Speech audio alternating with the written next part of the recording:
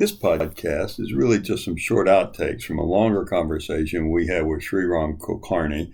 Dave Powley and Charlie joined us, and we had a couple of discussions about the use of boron for strengthening steels. That used to be a common requirement. It's unusual now, but we maybe get back into it because the people who make mill products are increasingly using boron. And then also about hot tearing and the graphite wheels.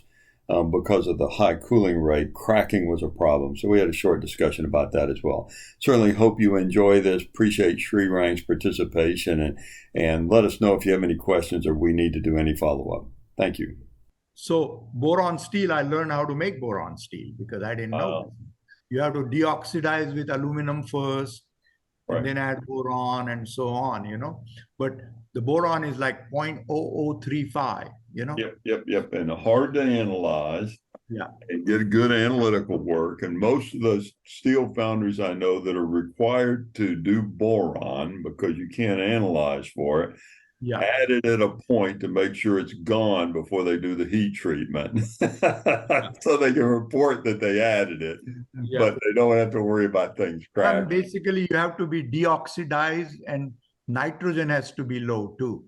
So basic melting with low nitrogen, because otherwise boron nitrides will form and oxygen boron oxide will, won't have any effective boron left, And we had to do a Jomini test for every heat. Yeah, the special report on intergranular fracture, which most people think is really about aluminum nitrides, about 2/3 of that old report is really about boron and intergranular fracture from boron. Yes. So that's pretty interesting stuff. Yeah, but these cracks were like hot tears, I mean, a foundryman like me could just spot that right away. We're even thinking that way. Running magma in their stress package to see the difference between having the graphite that was on the face and not on the face. Yeah. But looking at the part, I mean, it's not constrained by a gating system. You've got it's cooling rate, the different cooling rates,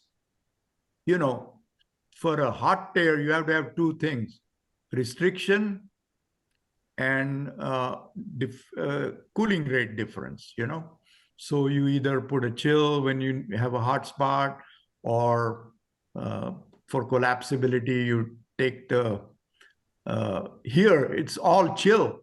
So I had to make the other part in sand to reduce the cooling rate. So hot tears is basically cooling rate or restriction. Restriction, you try to lighten the core or things like that. Or gating system, maybe pulling, but there was nothing like that. So hot tear diagnosis is a pretty interesting, you have to realize whether it's caused by restriction or by hotspot. So depending on that, you do like for... So Shrirang, when you say hot tears, are you talking about here in the junction or here? Just the top face. The junction is all sand. Okay, so this is where you would get the hot tears. Yeah. On that space. See the junction, which is the web, you want that acts like a feed pad, basically, Okay. So it's taking the whole thread and rim solidifies, and the center web acts like a feeding path from the hub. So all that needs to be sand. Did you find that was true preferentially on like the cope side or the drag side? Was anything noticed on that? Was it cope or drag, or was it everywhere? Both sides, cope and drag. Okay. And what I was going to recommend, because I don't have that data anymore, the stress analysis, like you can do that and just kind of check it out, like the difference between sand, where the mold metal is sand versus graphite, in interface, how it changes on the rim.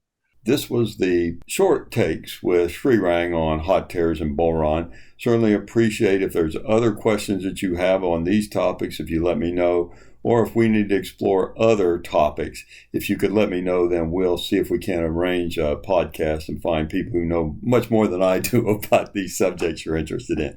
So look forward to the next time we can get together. Thank you.